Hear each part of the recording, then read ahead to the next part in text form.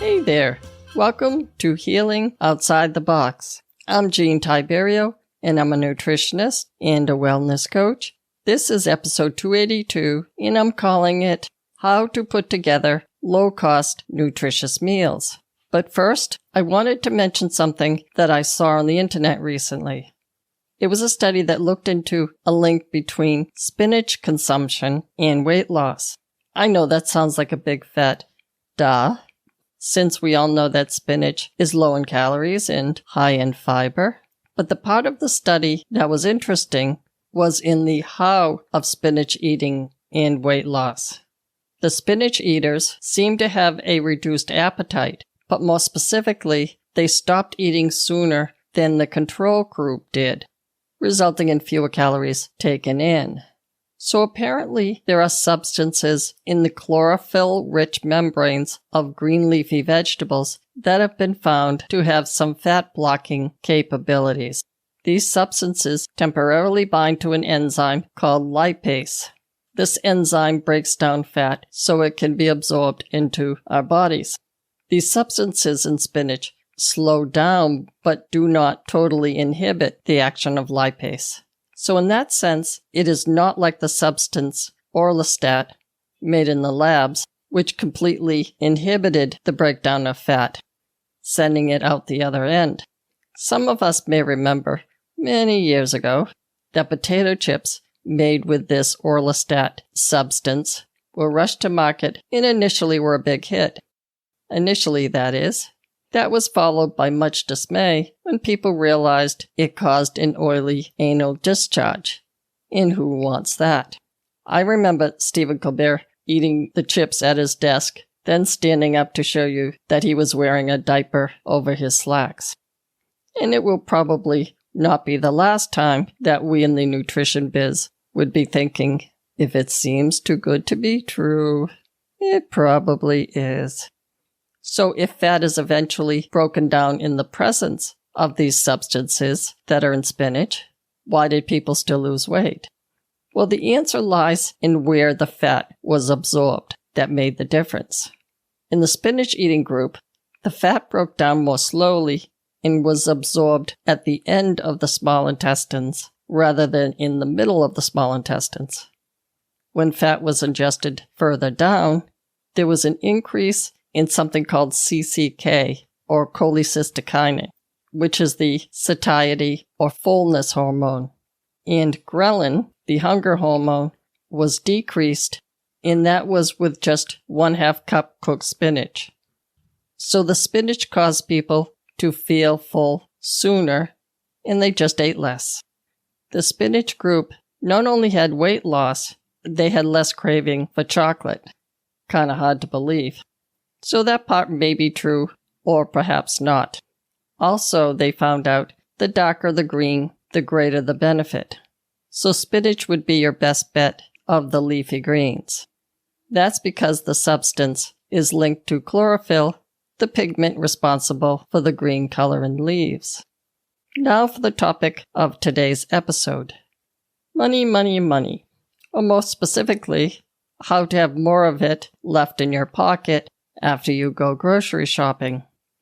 Now, I imagine we all have noticed that food is getting more expensive in the grocery store and are trying to figure out how to bring the total cost down. There are various ways to approach this. So I'm just going to babble on, and hopefully there will be something in here that you might find helpful.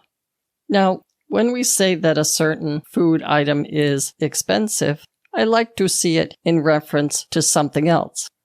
The news people compare the price of, say, eggs this year to the price of eggs the same time last year. That is a fair assessment. But prices usually don't go down unless we are in a recession, which we certainly don't want to be. It's about how much the prices go up from year to year. Now, otherwise, if we say, for example, strawberries are expensive, my response might be, compared to what? Otherwise, we would literally be comparing apples to oranges. Now, strawberries are more expensive than, say, a single lemon, but less expensive than an iPhone. I know I'm being annoying when I do that, but maybe we can judge a specific grocery store item according to the value it has for us at that price. Like anything else, I suppose. So, with the price of everything going up, we may have to make some decisions that are not so easy to make about what goes in the grocery cart and what stays out. But before I go any further, I want to promise that I'm not going to sound too judgy, because I'm aware that we're talking about two things that most people find to be sensitive subjects. And that is how much money we spend on things and whether the choices we make tend to be relatively healthier versus unhealthier. But right now I want you to know that we're in a judgment-free zone, so we can all be in our happy place without feeling like we've done anything wrong, because we haven't. I'm okay, you're okay. Having said that, there are a few factors to consider. Number 1, many news stories about the cost of feeding a family whose income is lower than average focus on the fact that junk food, or food with little or no nutritional value, is less expensive. They usually include chips or Pop-Tarts as examples of low-cost food. The problem I have with this argument is this. Potato chips do not make up a meal for any family. Let's hope not anyway. A better point, I think, is that a low-income family without a car will have to rely on the smaller corner grocery stores. We call these places food deserts. The dinner food that comprises a meal at those stores may be more expensive than the same food in discount supermarkets. I've heard the point being made that chips are 99 cents and that will fill up a poor person's belly. My feeling is that it will take a $4 bag of chips to fill someone up, and you could fill up 4 to 6 people with $4 worth of whole potatoes. So potatoes are cheaper. When we buy processed foods, again in my opinion, we are paying for the processing. For example, many years ago, when I worked in the R&D department for the Wishbone division at Lipton, I was told that the most expensive part of that salad dressing was the glass bottle. Number 2, perhaps another way to look at this is to observe how low-income people eat around the world. In populations where there is little cash to spend on weekly food, the items they eat in low quantities are meat, chicken, and fish. The items they eat in high quantities are root vegetables, beans, and rice. Every culture has an unleavened bread, and they use soups and stews for meals, not starters. I'll get to some examples in a minute. Number 3, the third thing to consider is putting together a plan and going to the grocery store with a list. But before you make the grocery list, maybe think about what you want to eat, then find a way to get there with your budget. Let's run through an example. What culture makes my favorite food? Since our country is literally a melting pot, we have lots of choices. Let's see. I like Italian and I like Mexican. The next thing to think about is what I would like to make. If I want seasonal ingredients, where would that take me? What produce do I need to make my Italian or Mexican food? Well, to start with, garlic, onions, and peppers are always on my grocery list. What else I need depends on the specific recipe I'm cooking. Is there an ingredient or produce item that I need for both? I already have pasta, rice, and tortillas. I keep them as my stock ingredients. For Mexican, I will need beans and enchilada sauce. For Italian, probably cherry tomatoes and mozzarella cheese. If I have 2 different recipes and need broccoli and spinach for the 2 recipes, can I substitute and put broccoli in both recipes? Chances are the answer is yes. Now, in terms of herbs, I understand these can get expensive. So I splurged and bought a kit that helps me root the cuttings off my previous herbs. You stick the cutting in water, then plant it in a pot in the windowsill. Right now I have scallions, basil, oregano, and thyme in pots. So that reduces but doesn't eliminate the need to occasionally buy scallions and basil. If you want to do the cuttings, I'll give you a link in the show notes to buy the kit. You can also go on Amazon and get a plastic bin to grow broccoli sprouts, because I find they don't last very long, and that can get expensive if you keep buying them. Number 4, you may want to look into produce delivery services that supply maybe less than perfect looking fruits and vegetables at seriously low prices. There are 2 major competitors in this field. They are Misfits Market and Imperfect Foods. Most of Misfits Market items are certified organic and free of GMOs. I order from Misfits, and I have been pleased with the selection of foods they offer. The oranges are smaller than grocery store oranges. The carrots are misshapen, but all of the produce is fresh and 30 to 40% cheaper than identical items in the grocery store. As for Imperfect Foods, I have not tried them, but I imagine that it is a similar deal. Most of the produce will come from local farmers, especially in California. If you are an Amazon Prime member and want a specific food, you can buy their food in bulk and save money on the non-GMO or organic foods.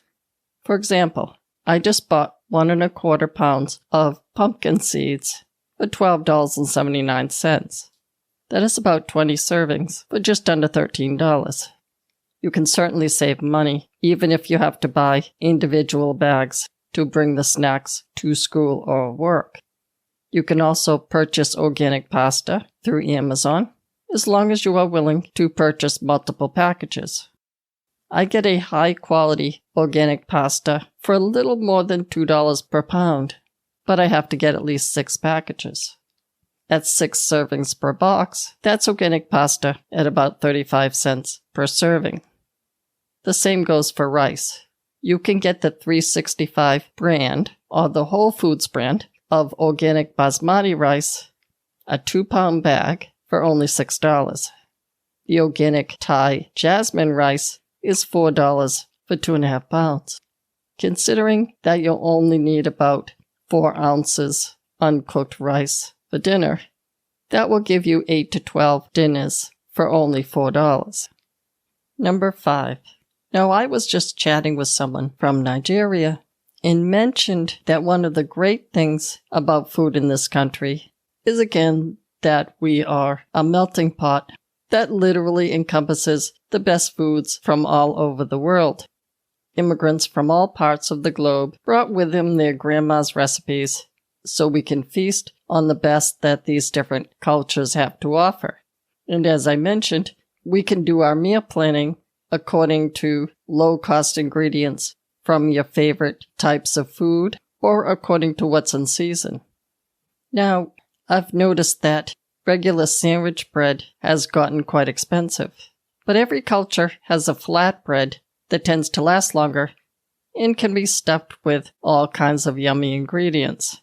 There are empanadas, ravioli, calzone, egg rolls, spanakopita, wontons, paratha, gozlemi, pupusas, etc. Most, but not all, of these recipes are easy to do yourself. I have never tried samosas, but pupusas I've been able to do, and it wasn't actually that hard. I also make egg rolls in wontons with the egg roll wrappers that you get in the produce section of the supermarket. You can stuff them with peanuts in Asian produce, cabbage, bean sprouts, carrots, onions. If you want pizza, you can buy 2 organic whole crust pizzas for $5, or $2.50 per pizza. You can get shredded mozzarella, onions, mushrooms, and still be eating an entire pizza for less than half of what it costs to buy the pizza out. If you like Mexican, you can have tortillas on hand, and they'll last for weeks. You can usually get 8 tortillas for a reasonable price and stuff them with onions, peppers, beans, and cheese for another $1 or $2 per serving. And then you have burritos. If you really want to go crazy, you can make tacos or taquitos. If you're making those, you can use 2 chicken breasts or maybe even 1 chicken breast and feed 4 people with it. You just cook the chicken first, shred it, and add your salsa, sour cream, onions, or whatever you like. Number 3, if you're thinking about doing your meal planning for the week, think about dinners with similar ingredients. I mentioned this with the broccoli-spinach exchange. You can switch them off with most recipes.